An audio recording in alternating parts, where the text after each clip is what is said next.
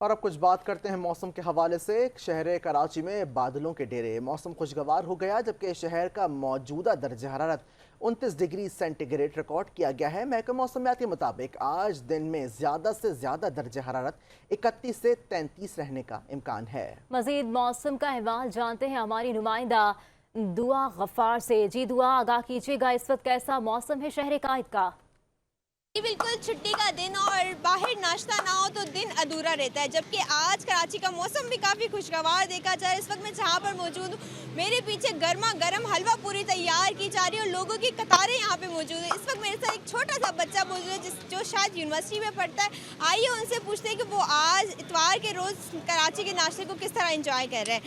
अच्छा, मुझे ये बताइएगा कि आज कराची का मौसम भी काफ़ी खुशगवार है और सुबह सवेरे आप नाश्ते के लिए आए हुए हैं, तो क्या कहेंगे? सुबह सुबह संडे के दिन टाइम मिलता है फैमिली से, और कॉलेज से भी वैसे ही दोस्तों के साथ निकल जाते हैं सुबह सुबह। मतलब संडे का दिन ही मिलता है, एक अच्छा खुशगवार मौसम हो तो मज़ा भी आता है खाने में।